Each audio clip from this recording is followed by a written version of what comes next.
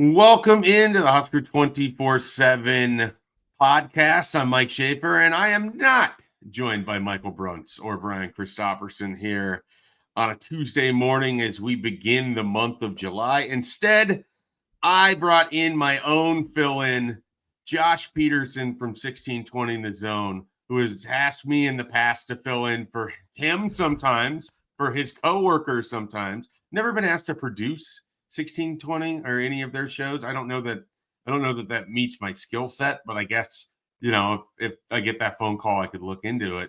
But I figured I'd turn the tables a little bit and have Josh sit in here on the podcast as it's vacation season in its fullest for Husker 24/7. Shay, thanks for having me. I like the idea of you being a producer of Unsportsmanlike Conduct. So next time that my producer, Nick Grimm, is out of town, we will give you a call and see how you would do with pushing buttons, calling guests, booking guests, all sorts of stuff for the show. I don't know that the calling of the guests or the booking of the guests would be all that difficult. It's literally everything else. Everything else, podcasts and pressing buttons, making sure microphones are on or off, et cetera, et cetera. Yeah, understandable. Well, and your studio is notorious for having things go wrong. So, I don't know that I'm the person that you want sitting in the hot chair when things aren't working correctly. Hey, that could make for fun content, though, at the very least. Yeah, the content would be gold. There's no question about that. But, oh, yeah. What are we going to do? And I don't really want Nick's job. So I used to have Nick's job. Yeah. Yeah. Look at you now. I'm talking now to you on a doing podcast. DC's job or Brunts's job. This is great. You're just taking somebody's job. All right. Mm-hmm. So, Josh, we're gonna dive into sort of Nebraska's offseason, and I just kind of want to pick your brain as a fellow media member here as to how you feel like the offseason has gone, questions you still have as it relates to this team or this offseason or anything else, and just kind of see where that all goes. Before we get there, though, I do want to spend a few minutes talking about recruiting because Nebraska's had a pretty strong month of June, and we'll be kicking off July here with the possibility of adding Larry Miles, a wide receiver who's committing on Tuesday at 5:30 in the afternoon, early evening. Larry Miles, wide receiver out of Orlando, expected to announce his commitment. That's between Nebraska, Kentucky, and Pitt, though it feels pretty heavy Nebraska at this point in time. So I think fans can feel pretty good about that. And then Devin Jackson set to announce July 3rd. Darian Jones, July 4th. Calvin Thomas, linebacker out of Texas. I'm not sure when an announcement could be coming, but we could be hearing from him soon. So the class is certainly not done growing. And there's going to be plenty of time to talk about some of these guys moving forward. But I do want to touch on the two offensive linemen they picked up on Monday. Claude Puma, the big get for Nebraska, comes in as the top overall recruit right now in Nebraska's commitment class, at least on 24/7 Sports. We have him in the top 247. This is a guy that has a lot of athletic traits that you can't just go develop it. Like he has physical traits that are rare and, unto themselves. And so when you get that in an athletic package and a guy who's relatively new to football, so there's not a lot of bad habits to break up there, this is a really big commitment for Nebraska. And Josh, one of the things that stands out to me, I'm having a tough time thinking about who would be similar that I've seen Nebraska add in my time of covering recruiting. Like it's rare that they ever get the guy that's quintessentially just a left tackle. Normally Nebraska's offensive line recruiting, their best offensive lineman that they've either gotten or have developed or what have you, almost all fall in the path of could be a guard, could play right tackle, definitely more of a swing player, collegiately not as big of a deal. When he gets to the NFL, it's going to be a guard. Matt Farniok, Brandon Hymus, Grant Bricks, potentially is going to be following that path. Turner Corcoran was going to be following that path until injuries really kind of derailed things for him. It is rare, Teddy Prohaska maybe aside, that Nebraska has pulled in a guy where you just know that they're going to play him at left tackle. And that is what I think Claude Puma is. Maybe he ends up at right tackle, but I think that would be a little disappointing. And I'm going back through my brain. I don't have a lot of examples of this, and certainly not the caliber of a top 247 recruit either. Yeah, and obviously that would work in Nebraska's favor, right? I think of I'm wearing a Dallas Cowboys shirt right now. Sadly, I'm a Dallas Cowboys fan, and I always think of Schaefer like the draft every year when they'll go after a lineman, and they did so last year with Tyler Guyton, for example, and they've done this with other guys too. Tyler Smith, I think, is maybe the best example in recent years where it's like played one position in college, but it's time to move and play a different position in the pros, and it's always just a little worrisome, especially when it's a guy going from right tackle to left tackle. But in this scenario, I think that you're right when you talk about would it be a disappointment if he ended up not playing the position that people think that he is recruited to play. This is Schaefer. I mean, Nebraska's done a pretty good job at landing offensive linemen, like before Donovan Raiola. It's a thing going back into I'd say in the early part of the Scott Frost era. They were beating Iowa and Wisconsin multiple times over the last decade, and I have to imagine those schools are like, what in the world? How are they able to do this given the lack of success that they have had on the field? So correct me if I'm wrong here, but this commitment did seem to come maybe with a little even more excitement than some of the other guys, just given the skill set that he has, the position that he's going to play, and some of the schools that they were battling him out for. Yeah, absolutely. I mean, I think the fact that Nebraska beat a couple SEC schools for a Chicago kid is a big deal. And it's not like sometimes when Nebraska wins for a recruitment, people can kind of wave their hand over it and be like, well, they didn't really need him or didn't really want him. Auburn and Florida wanted Claude Puma. Like this was a big target for them. And Nebraska was able to get by it on a couple different levels. NIL is a large part of it, but I promise you Auburn had a very competitive NIL offer. Auburn was kind of the team Nebraska had to beat out here. That's who I heard last Friday was sort of in driver's seat before Matt Rhule got on the phone over the weekend and Nebraska solidified its NIL offer and everything else. Auburn was kind of the one that Nebraska had to beat out, and they were able to do it, and they got in front of Florida, obviously, as well. And so that, I think, makes it a big deal. And I think also he was sort of the last notable offensive line target that they sort of had left. Like you're not getting Jackson Cantwell in this cycle, and you're not getting Kelvin Obit in this cycle. And those were kind of names that we had talked about for a while because Nebraska had been recruiting them for a while. And so Claude Puma is sort of the last 4-star sort of name offensive lineman that it felt like Nebraska was going to be able to get that you knew was a tackle.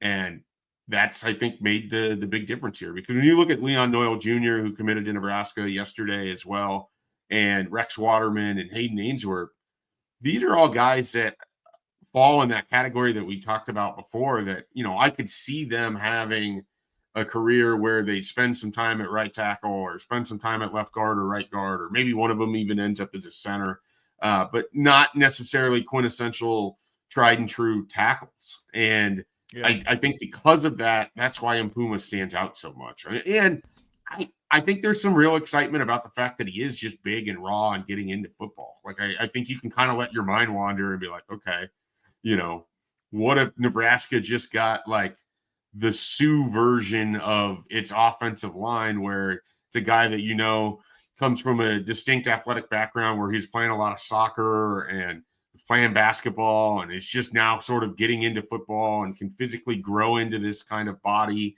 with the strength and conditioning staff Nebraska has and the nutrition, and maybe they're able to unlock something. And they've got a guy that we're talking about as a bona fide day 1, day 2 NFL offensive lineman. They just have not had that in a long time.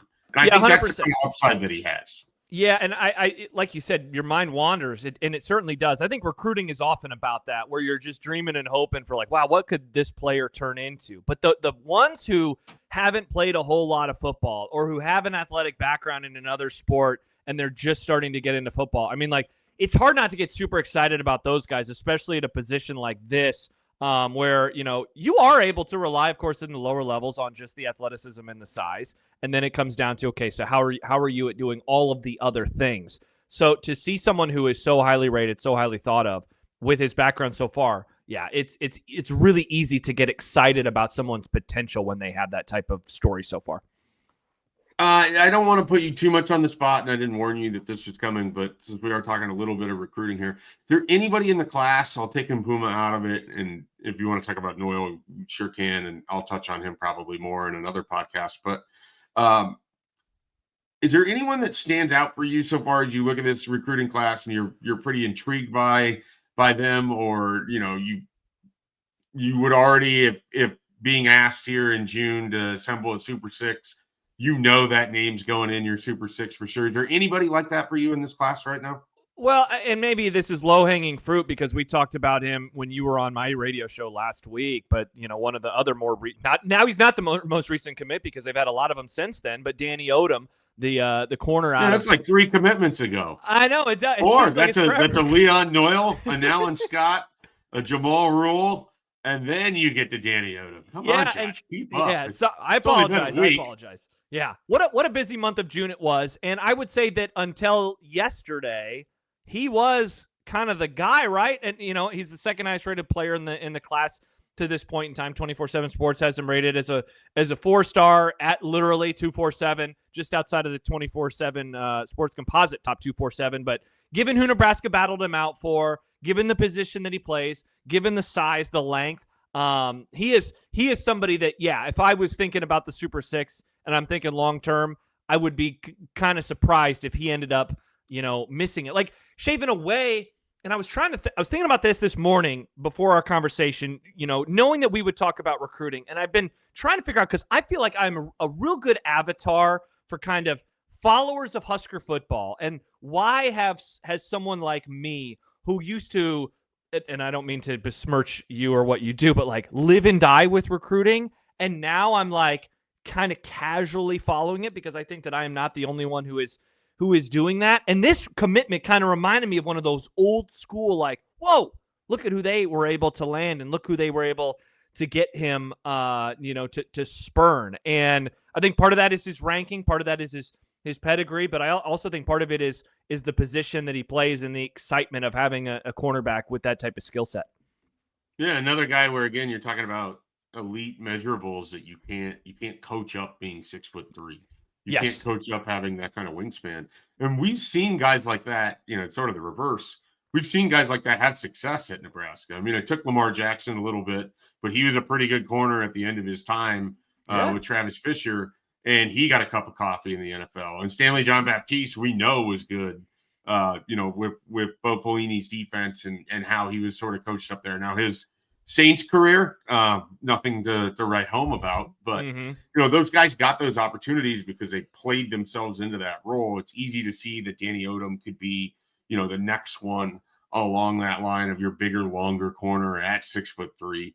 And then there's also the host of guys that didn't quite make it with similar traits. You have your Braxton Clarks, and we'll see what Bly Hill is, and all of that. But I think there's plenty of reason to be enthusiastic about Danny Odum. I don't want to spend too much time on the conversation because I think it's a good topic to dive into and maybe bring you back into a later episode in July, because we got nothing but time in this month to really get into why people feel how they do about recruiting. I do think it's a perfect storm of coming off of a very active portal cycle. Yep. And coming off of Nebraska having a winning season. Coming off of Nebraska getting some big names out of the portal, and Winery and Pritchett and a few of those other ones. And then nothing. Like, they didn't get another commitment, from Rocco Spindler, who's the last to come into the transfer portal class, like the second day of February, Groundhog's Day, to Trey Taylor's 2027 commitment on May 1. There is a huge gap in there. It's a lot of months. Where nothing was happening, and Nebraska was changing out position coaches and had different people on the road. And then there's a dead period. And then, there's recruits coming in to visit for the spring, but it didn't really feel like there was momentum. And then you kept hearing about all these top targets, whether it was Cantwell or Davis or other ones that weren't even going to make it to an official visit at Nebraska.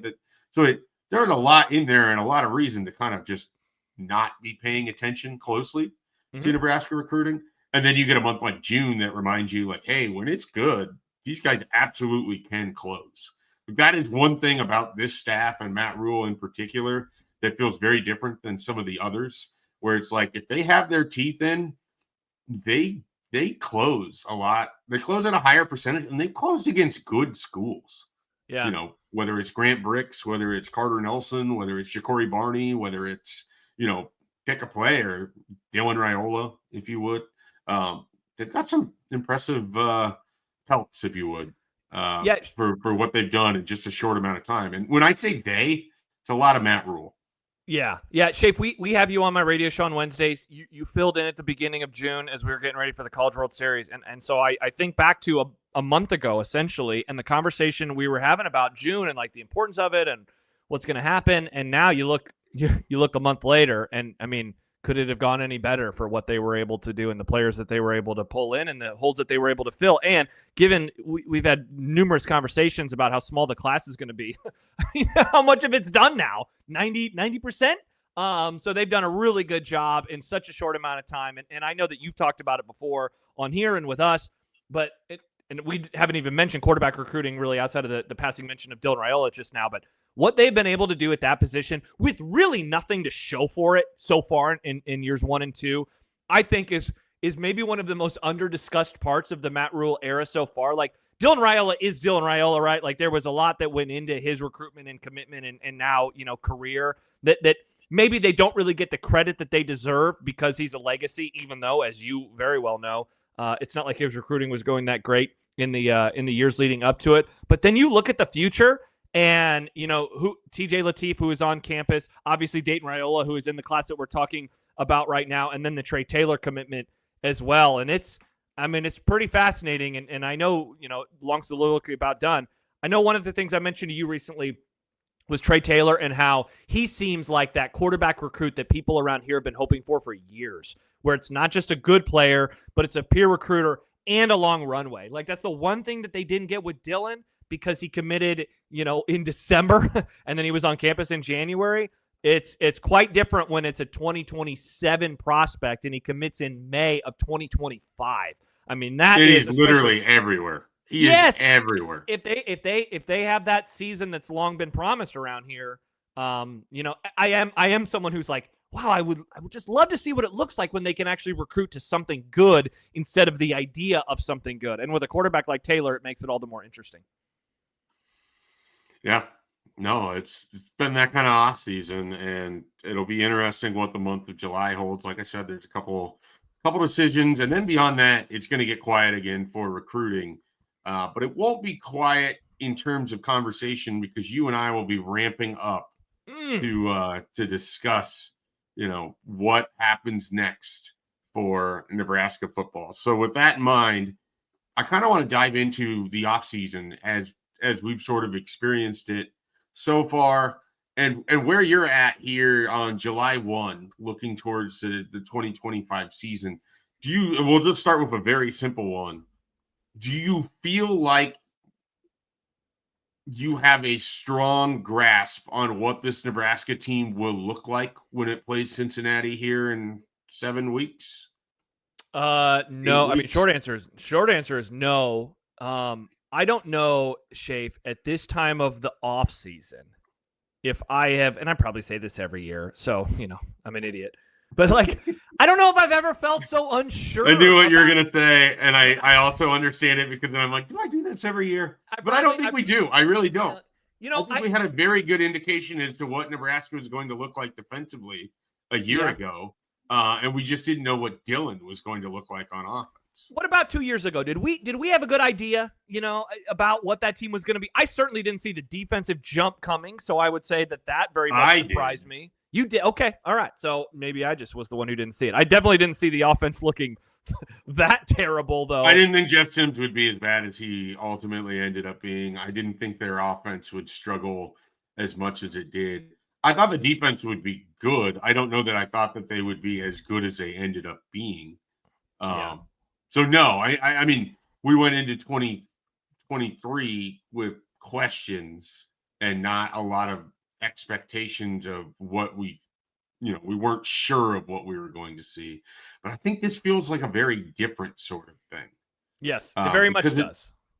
It almost feels like he hit a reset button last year, and it's the same head coach and a lot of the same pieces. Feels like a very different program to me in a lot of ways. Shave, it does. I've been putting something together. Look at me doing another project. I've been putting something together. Well, you're an addict. You got to find something new. You can't. I really do. You I'm not don't training have for a marathon marathon anymore. for pain. Correct. Yeah, we'll have a whole podcast on your latest addiction, which is just getting kicked in the nuts. Yes. Not literally, but figuratively, I guess. That you know of. Maybe that's how the series is going to end. I don't want to know if you have a perversion of getting kicked in the nuts. That's your thing. No kink shaming, Schaefer. No kink shaming. But one of the things that's all you.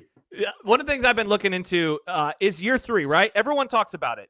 We've been talking about it on my show since Matt Rhule got hired in November of 2022. We started saying, "Oh man, I wonder what it's going to be like year 3. I wonder what it'll be like year 3." Why? Well, because Temple year 3, Matt Rhule, they have their best year yet. They go 10-2 in the regular season. They lose the conference title. They lose the bowl game. They finish 10-4. That was a jump from 6-6, which was a jump from 2-10.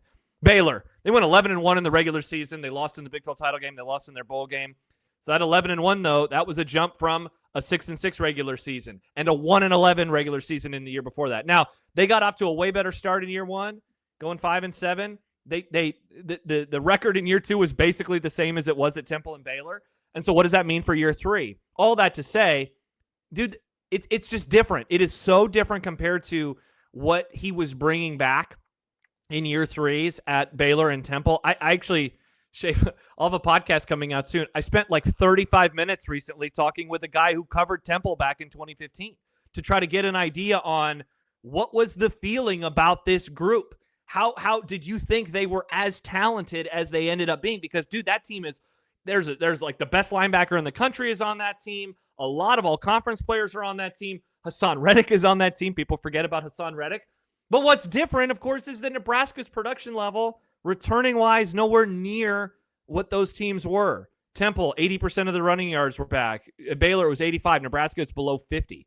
And it's pretty much like that across the board at all sorts of position groups. So I think that is playing a real big part in my maybe not confusion, but just, I just don't know exactly what to do so far with this team. And like the spring, it was what it was, right? Like, not that you can take or you should take anything away from a spring game, but I do wonder if that kind of warped the minds a little bit too of like, well, I couldn't even have like a giant takeaway that I would normally have at the end of April. So all of it to say, like, we're going to do the thing we always do. Wow, the schedule on paper looks fairly easy. They could start 3-0 before Michigan comes to town, and maybe Michigan is gettable and yada, yada, yada. But, there's got to be some questions that are answered. I look at the defensive side of the ball, and I certainly, I know you and I have been banging the drum for a while. The backups behind Emmett Johnson, is who's going to emerge there, and what does that or does that not mean for the course of the offense? I do think the receivers will be better. I think Dylan should be better. It's just how much better is Dylan going to be and how much better are the receivers going to be.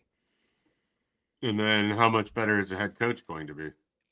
And how much better is the head coach going to be? I find myself just sort of like last year. There's a lot of individual pieces on the team that I'm intrigued by. Like, how have they developed? What do they do differently? How are they going to be better players, etc.? I just really want to fast forward to the first time that we're in crunch time and Matt Rhule is having to decide, like, is this a team that's going to really kind of push the issue and we're going to try to score quickly, or we're going to, do this or do that? I mean, I just don't think he's had a good feel for what he's had for 2 years now. And I don't love some of the in-game decisions that we've seen, whether it be clock management, whether it be trying to determine being aggressive versus being conservative, playing for a field goal, playing for a touchdown at the end of games, that kind of thing. And I want to be fair about it. It's not like he's had an easy setup where it sort of was a disaster in the first year with his quarterback. And in the second year, I think he obviously determined that his offensive coordinator situation was a disaster because he blew that up during the season, which you never see. Or certainly not to the effect of bringing in the future guy who is just doing nothing, sitting at home. So you never see that. So a lot of it for me is I really want a peek as to, is this the sort of team that has the mental toughness that they can close out games that they've been giving away for a decade now, even though it has nothing to do with them, what happened 7 years ago, but it just feels so baked into the fabric of who they are that it's hard to separate the two things. 100%. So I want to see them get out of a tough situation, emerge on the other side of it, and not have it feel like they fell backwards into a win, but they went and seized one. I want to see Matt Rhule prove that he can coach up against the rest of the conference, because I think I say this all the time, and I think people might just ignore it. Or maybe it's just so commonly thought of that you forget it, but it is a damn good conference in terms of coaches. Yes. We watched Scott Frost get his ass kicked week in and week out because he was the worst coach in the conference. And I don't know that it was particularly close, except, maybe Rutgers situation pre-Shiano or, pre-Jeff Brom or whatever. No, I think Brom was there before Frost was. So, it became very apparent to me in 2019 and then 2020, especially, that Nebraska was getting net negative from its sidelines on Saturday. I don't know if that's how I feel exactly about Matt Rhule, but there's certain things in there where, if they're going to have this year 3 jump, it's partly going to be because he has to be a better version of himself than what we've seen at Nebraska so far. Yeah, I think it was one of my colleagues at the Zone, Matt McMaster. You should have him on your pod sometime. He's an interesting guy to talk to. I never had him on anything over here. Maybe someday. But Matt said something about just like when you look at this team and these coaches and what they are able to kind of do in that regard, that I just think about this stuff all the time, because over the course of football history, if you will, you have never found the perfect coach. I think Bill Belichick is probably closest to it in his heyday, right? In terms of, he delivers you a plus on the sidelines on game day. He delivers you a plus in roster management. He delivers you a plus in forward thinking. Normally, you're not going to have that. You are not going to have the perfect coach. And so can Matt Rhule's deficiencies be superseded in other areas? And so to go back to what Matt said, he pointed out, like, often you'll hear Matt Rhule talk and he'll say, like, look, it's going to be a close game. It's going to come down to a field goal. You guys are going to have to make plays. And he wonders if that ends up hurting the program, because they've had so many of these moments that have been, close game situations. And Schaefer, we're going to talk later in the week about the project that I've been working on. But, one of the really interesting things about doing it for me has been reliving all of these games over the last decade, but in particular the Matt Rhule era, because it's been a good reminder of, wow, they really have had some mistakes at the end of games. Like, obviously the Maryland Wisconsin, double kick to the pills in 2023 in back-to-back weeks was really rough. But I had forgotten, Schaefer, about do you remember the USC drive last year when they leave the offense on the field, and they send out the punt group? They're going to do a fake punt, and it's just like, what in the world is happening? And that's not the only time that he has done something like that before. So if the on-field kind of in-game management is still what it is, then that means you have to get a whole lot better at the other areas. And look, you and I are in agreement. They've upgraded at offensive coordinator. They've upgraded at special teams coordinator. Let's see what happens with the defensive coordinator. I'm excited about the Phil Snow addition at the very least. And, Matt Rhule's defenses are always good. So, like, I'm not too worried about it there. But have they upgraded in the other spots where it would make up for any sort of mistakes that happen, in terms of in-game management? I guess we'll find out. Is there a record, like, if they went 7-5 and it would be a 1-game improvement, would that be a disappointment to you? Yes, I think so. And it's not even that I am expecting 8-4 or 9-3, but more like, I think you want to leave this year with the knowledge that they're moving in the right direction. Like, I think year 3 is important for that, mainly because, Schaefer, I think you want to go into the last year with Dylan Raiola thinking that you can be a playoff team. Like, I think that this should be a year that sets up to be a playoff contender. Now, like, is that unfair? Maybe, but it's also like, it would be year 4, So it's like, if you can't be a playoff contender with a 5-star quarterback, at what time can you be a playoff contender? So I think 7-5, like, it wouldn't be the worst case scenario, but it would just be wow, it's just not the type of, improvement or upgrade that I was, expecting 3 years ago. But I guess I would ask you this. Do we need to alter our thinking and say, look, he has already made some changes with the staff, and so maybe expecting something like that in year 3 is unfair. Maybe year 4 would be the time to really expect that first, like, 8-4, 9-3 type year. And then I guess in theory it'd be year 5 for the big jump, even though most likely they're going to have a brand new quarterback that year. I think this is a critical year for a variety of reasons. I think if you go 7-5, you run the risk of losing a lot of players in the portal. I you know, like I almost think one of the worst things that could happen for Nebraska is if they go 6-6 or 7-5.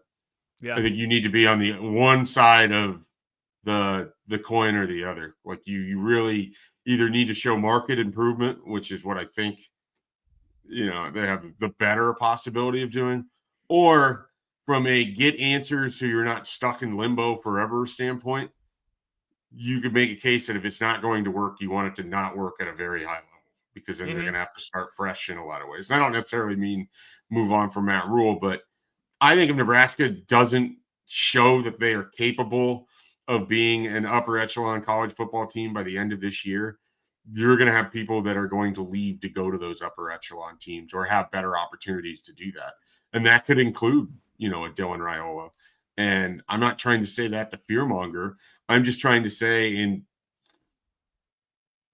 the expectation is that Nebraska should be competing for these types of things. If they're not, their best players aren't just going to stick around for the love of Nebraska or, whatever else. And yeah, there's NIL and all of that, but there's also the sort of idea that you only have so many years to compete at this level. Like if you want to compete at a really high level and Nebraska can't show you that, you might go find somewhere that can.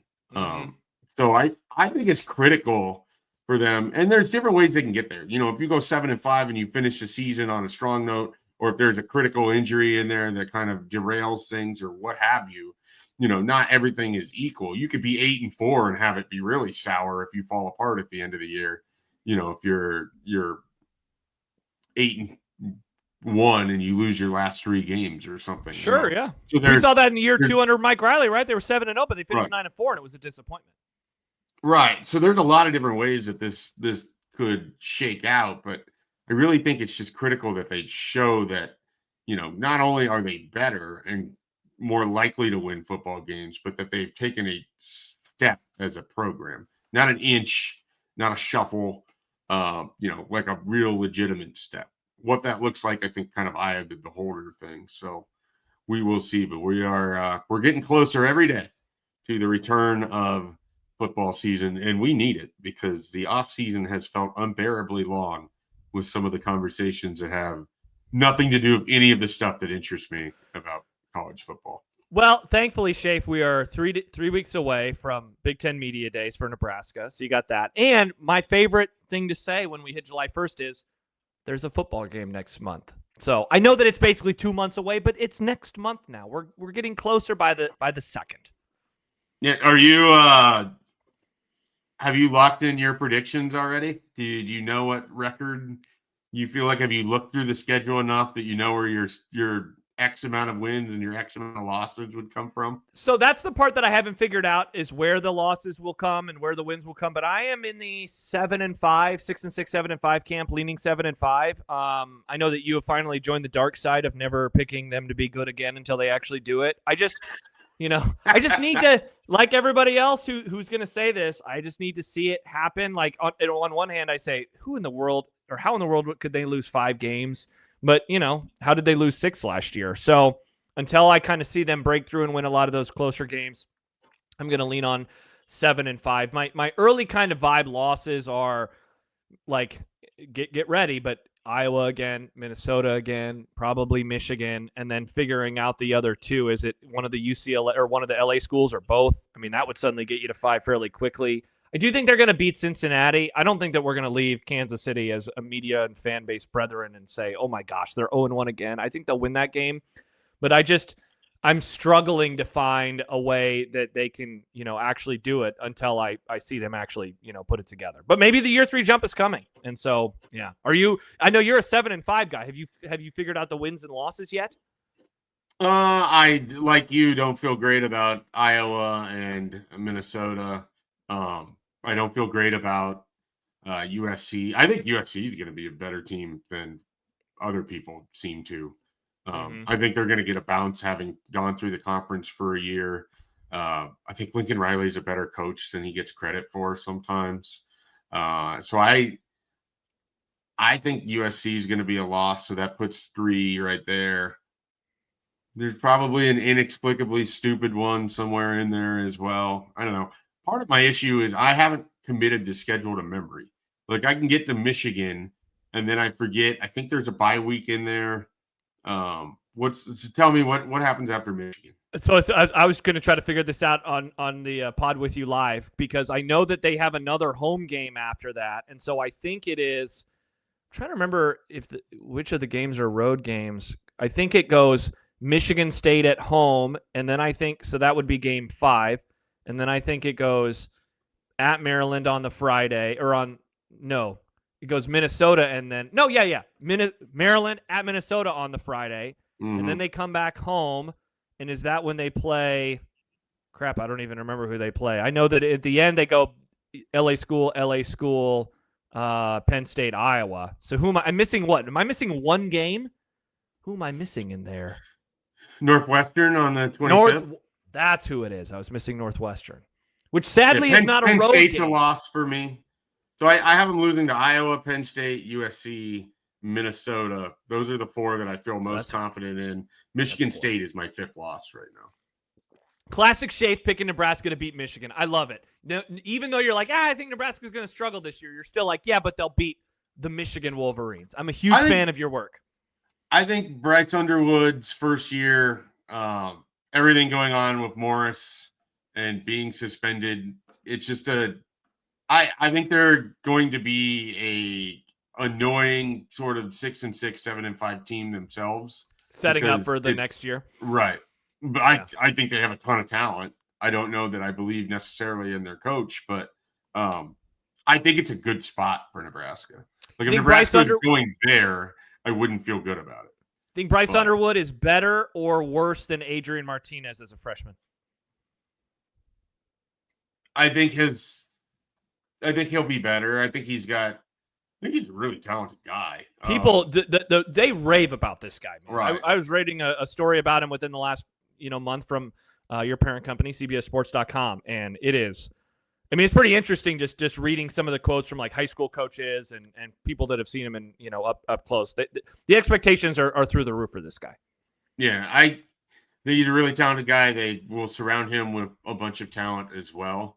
I don't know that he'll have to do as much as what was being asked of an Adrian Martinez or a Dylan Raiola. I think that's always the interesting part of this.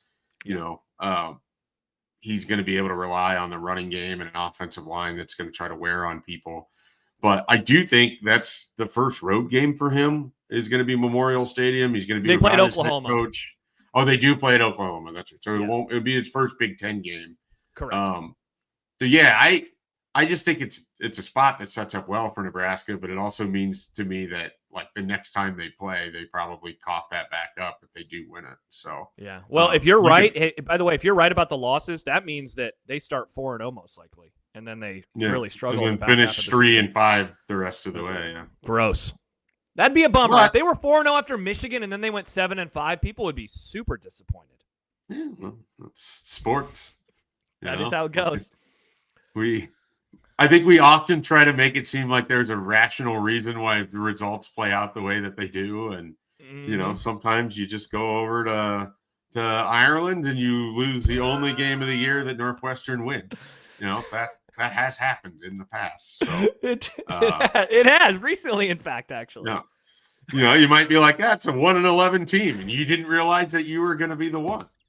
Yeah. You guarantee in August of 2022 that Northwestern's going 1-11. You're like, sweet. All right. So at least Nebraska starts out 1-0. Au contraire, mon frere. Yeah, absolutely. All right, Josh. I think that's largely enough doom and gloom coming out of us today. I don't intend for it to be, but it's going to be a really wild lead up to this 2025 season. I think there's definitely going to be the people that are out over their skis, and this is a 10-2 year. And last year I was driving the bus and Nebraska was going to be 9-3, and they should have been. I mean, they gave too many games away, but because of that, I have scaled way back, and now I am very much I need to see them do it before I will put myself out there at 9-3 again, or just blindly assume that they can do simple things like score in the fourth quarter or win a game that goes to overtime or get a first down in overtime. Yeah, things that are just a given for other programs around the country. Correct. Or have positive yards in overtime. Well, I think only a handful of their contests that have gone to overtime since that streak started have resulted in positive yards. And now, because of the Illinois game, I think they're negative. They are in the negative now for their last 8 overtime games. Not great. So, there's that. So, even more gloom there to finish things out. But I promise, if you're looking for more exciting things, you can visit Husker247.com. We have plenty of coverage, everything going on. If you're listening to this today here on Tuesday, get back there at 5:30. We'll have plenty of coverage of Larry Miles.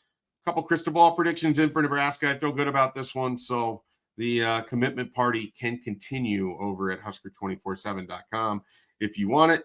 For Josh Peterson joining us here today, he'll join for a special edition of this podcast that'll run on July 4, where we will again talk about doom and gloom and groin kicks and everything else. You can listen to that then. So he'll be back. I'll be back. Check out that special episode. Check out Husker247.com. We'll catch you next time.